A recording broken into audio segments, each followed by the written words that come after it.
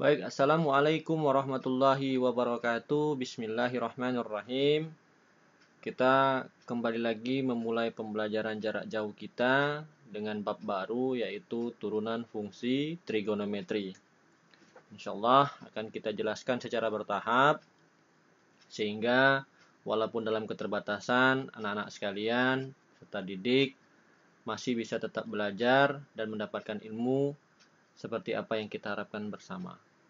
Baik, sebelum kita memulai pembelajaran pada kesempatan ini, mari kita sama-sama berdoa, yaitu doa untuk doa belajar dengan harapan apa yang kita pelajari ini bisa menjadi ilmu yang bermanfaat dan menjadi amal ibadah kita, dan kemudian berdoa bersama agar dijauhi dari wabah penyakit COVID-19 ini.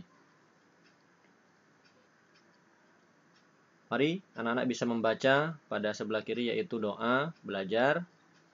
Raditu billahi robba wa bil islami dina wa bi muhammadin nabiyya wa rasulah wa bil qur'ani imama wa bil muslimina ikhwana rabbi zidni ilma warzuqni fahma birahmatika ya arhamar rahimin. Kemudian kita baca doa untuk terhindar dari COVID-19. Allahumma inni a'udzubika minal barasi wal junun wal juzami wa min syai'il asqam. Mudah-mudahan doa kita dikabulkan oleh Allah Subhanahu wa taala. Baik. Turunan fungsi trigonometri. Berarti trigonometri ini identik dengan 6 fungsi. Sinus, kosinus, tangen, kotangen, dan kosekan serta sekan. Kalian sudah paham tentang itu. Kemudian turunan pula sudah dipelajari pada kelas 11, tapi turunan fungsi aljabar. Tetapi walaupun dengan demikian, kami akan mengingatkan kembali bahwa simbol turunan itu ada 4 macam yang biasa dipakai. Jika kita memiliki fungsi fx, maka turunannya itu adalah f aksen x, ini ya simbolnya, f aksen x. Boleh juga y aksen, gitu ya. Boleh juga dy per dx. Boleh juga d per dx fx, gitu ya. Nah, ini semuanya adalah simbol daripada turunan pertama fungsi fx, karena nanti ada turunan kedua. Lalu definisinya apa? Definisinya kalau di kelas 11 itu sudah dijelaskan. Definisi turunan itu adalah limit ya.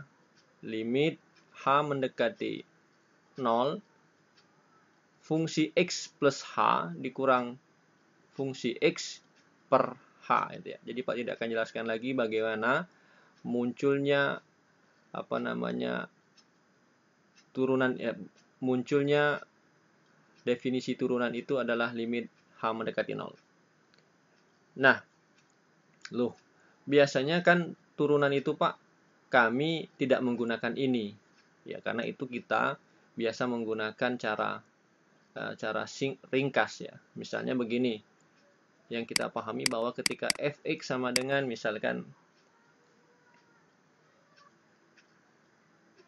kita punya kasus fx misalkan 2x plus 5. Ini kan turunannya kita tahu semua itu adalah 2x.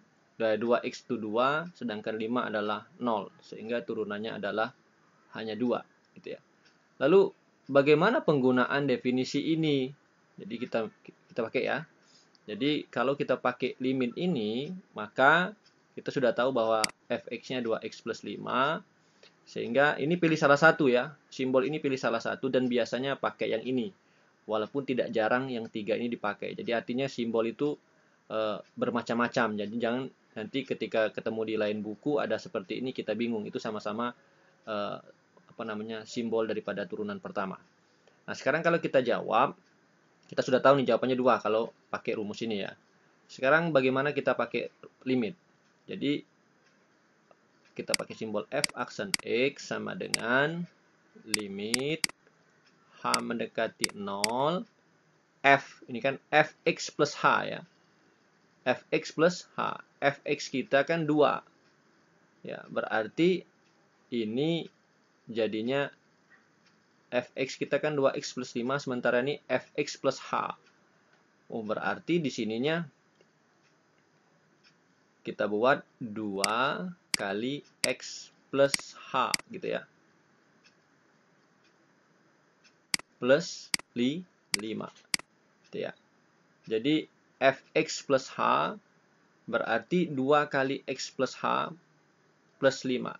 Karena ini x plus H. Sementara Fx kita adalah 2x plus 5. Jadi 2x-nya ini yang ditambah dengan H. Tetapi 2-nya di luar. Karena fungsinya 2x. Ya. Jadi 2x yang ini ditambah H. Gitu ya. Ditambah 5. Ini supaya jelas kita buat kurung ya. Nah, dikurang dengan Fx. Fx kan ini. Gitu ya. Jadi dikurang 2x plus 5 dibagi dengan bagi dengan H gitu ya. Sama dengan kita lihat di sini ini dikali ya. Oke. Berarti jadinya limit H mendekati 0 2x plus 2h plus 5 dikurang 2x plus 2x min 5 ya. Ya, karena ini kita kalikan ke dalam. Dibagi dengan H. Dari sini ini kan habis ya. 2x dikurang 2x habis gitu ya. Kemudian 5 dengan 5 ini habis ya. Habis. Plus 5 dikurang 5 habis juga. Berarti sisanya tinggal 2h. 2h dibagi H itu adalah 2. Kan sama dengan ini. Itu asal mulanya. Sedangkan rumus yang kita pakai ini adalah rumus yang ini. Ketika kita punya Fx sama dengan AX, itu turunannya adalah A, gitu ya. Nah, ini kan rumus praktisnya, sehingga ketika kita punya Fx sama dengan 2x, maka turunannya tentu adalah 2. Sementara Fx sama dengan A, maka turunannya adalah 0. Maka dapatlah tadi 2x berubah menjadi 2 turunannya, sementara 5 jadi 0. Itu ya, itu ceritanya. Nah, lalu bagaimana dengan nasib trigonometri, turunan fungsi trigonometri? Baik, ada nanti cara praktis dan akan Pak ajarkan konsep bagaimana menemukan turunan pertama fungsi trigonometri.